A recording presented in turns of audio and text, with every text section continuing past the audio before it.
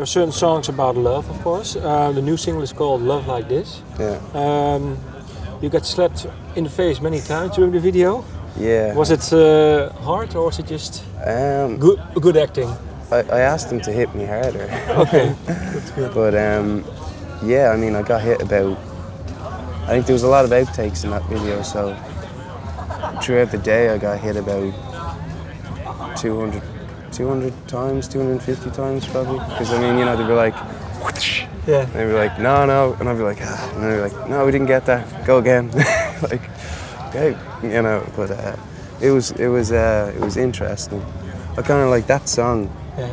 Was I wrote All I Want about an ex-girlfriend, and then straight after that, I went into kind of I suppose you call it a rebound.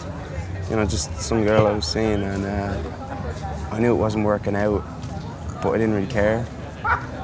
And looking back now, I feel kind of bad about that. So I wrote Love Like This. It's like, you know, one last forever, but I don't really mind. It's like, I don't know, that's what that song's about. It's about that rebound. There's some people there. But yeah, I mean, it was... When did you stop this rebound? It kind of just fizzled out, man. And I didn't really mind, you know, I didn't... But I just feel kind of bad, like, because there's nothing worse than being led on. And, like, I've been in that situation a few times. And for me to actually do that to someone, I just feel kind of bad. So I wrote that song. It's like, just to try and explain it. Yeah. But yeah. Does she know, and does your older girlfriend know that these songs are about your experience with them? I don't know. I've never said names, but maybe. Do you still see them? No. No. No, I don't. The album is called In a Perfect World. When during the process of this album did you come up with this album title? We had a song called Perfect World. It's not on the album, but I think it's a bit cliche, and I say that too much, but because it is really. It's a perfect world. The title itself is a catch-22. I don't think there's such thing as a perfect world, and there never will be, really. Like, I don't know, so it's an open-ended kind of statement. It's in a perfect world, ... Yeah. But for us, music and writing songs, and that's as close as it gets to a perfect world for us, you know. So that's why the album is called In a Perfect World, because we had time to write an album and express ourselves through music. Why didn't you include the song on the album? The song was actually written about something else, and I just didn't think it had a place on the album. The cover, where was that picture taken? That was taken in France, actually. It's just like I kind of fell in love with that photo. I mean, it's because it's got the element of like just people in the middle, you know, and it's small and they're just, you know, chilling out, and then it's got this massive epic kind of backdrop. Yeah. So it's light and shade, you know, it's kind of epic but small. I don't know. Maybe that's just me, but and it's beautiful as well, you know. It's a really cool photo. When did you take this photo, or did someone? I didn't take it. I just a friend of ours from Dublin took it. Yeah. And we just like I just seen it and I was like, wow, that's a beautiful photo, and it kind of just made me think as well. So I was like, yeah, cool, man. Let's use it. Yeah, because for you, videos and photos are important for you. I mean, I read somewhere that videos are important for you. Photos must be too, then, of course. I mean, album covers, single covers. Yeah. I'd say, like, on the EPs, I took most of the photos on my phone, which is because I think it's important to, I don't know, maybe people don't notice, but I think just to try and represent the emotion in a song through a photo, you know. So I think it's kind of cool. It's a lot of fun. It's a challenge. Are there certain photos that you say, well, those don't have to be music-wise, but maybe news or something else. You say, oh, that's a really strong photo. That's some sort of iconic photo that I really like. There's some incredible images out there. I mean, that kind of speak for themselves. There's pretty dark ones, and then there's beautiful ones. I mean,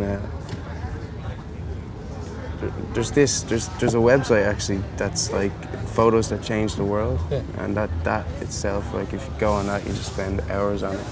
It's just like iconic photos. There's one actually I saw recently of the riots in Turkey, was it? And there's chaos in the streets, and then there's just a dude walking with a guitar on his back, like just nonchalantly, and it's just amazing. And then there's another one that's like kind of riots going on, and there's just a little girl, like just standing there, like, you know, naive kind of child, like, I don't know, it's just light and shade really. Yeah. What do photos and songs have in common for you? They tell a story, really, don't they? Yeah. So, and they both make you feel something, I'd like to think, or make you think, and I don't know, show you different sides to different things, really. You're saying in this interview a few times, you say you're using the words light and shade. Why is that so important for you? It's not really important to me, but maybe strange question, but what does it do for you, light and shade? What does it symbolize? Just different meanings, and kind of it's open to interpretation, kind of, you know. So it's like a song. I mean, it could mean one thing to like me, you know, and then somebody else comes along and says, oh, you know, this song is great, but they've got a completely different perspective on it, you know, and sometimes it's like a curveball, you know, so kind of like, but then, yeah, it's different interpretations, really, you know. Then the song All I Want, that's, well, the song you are best known for. You have your own interpretation. It's about a breakup. Did someone come up to you with a totally different explanation that you really liked? Yeah, I mean, people have said that it helped them, you know, get through, you know, breakups, and then other people have said that they, you know, somebody passed away or something, and you know, it just helped them get through it, and kind of. And the first time someone said that to me, I was kind of like taken aback, because that's more serious than what I wrote the song about, you know. And it kind of made me feel good. It made me feel like the song has a purpose, you know. So. Is it still your song? I think once you put a song out there, it's not really your song anymore, you know. But it will always, a part of it will always be my song, because I've got my own perspective on it, you know. So. Okay. Last question. You're playing the Lotus Festival in August. Yeah. Do you know this festival? Yeah, I've heard a lot about it. I mean, everybody talks about in Holland. They talk about Lowlands, Pink Pop, and then there's Puka Pop as well, but that's in Belgium. Yeah. But it's usually between Lowlands and Pink Pop. That's kind of like, you know, I think a lot of people say Lowlands is better. I haven't been, and this is my first time at Pink Pop, so I haven't really experienced this yet. But after the summer, I'll make my mind up. Then maybe if we see each other, then I'll ask you the question again. Last question Yeah, is for you, festival-wise. Do you do something different in your gigs or performance, or maybe track song listing? Yeah, no, we try to make it, try to get the crowd involved. I mean, and if they sing along, that's cool, you know. The great thing about festivals is you never know what can happen. We did a festival in France there recently, and there was some guy for some reason he had kitchen roll, and he was in the middle of the crowd, like, I don't know, about 200 people back, and just kind of, he had this kitchen roll, and I pointed it out, and I just said, what's this guy doing? Because he just had it up in the air. And then I go, whatever, a nice kitchen roll, man, or something, and then he pushed his way all the way up to the front, passed out loads of tissues to, like, I don't know, about like 200 people, 250, 300, I don't know, it was the first couple of rows. And all of them were like just waving it. It was just like, what the fuck? Yeah. It was bizarre, you know. But it's like, I think festival crowds, I think, are just more energetic and more up for it, and they're a bit crazy.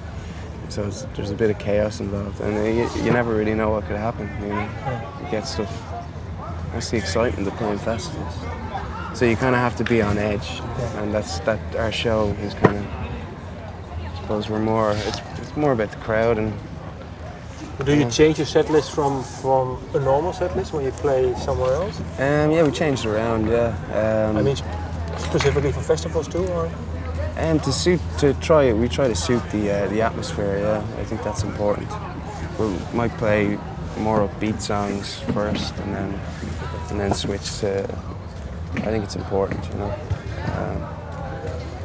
Hopefully people like it. Okay. Thank you for your time. Oh, thanks a million, man. Cheers. Thank you.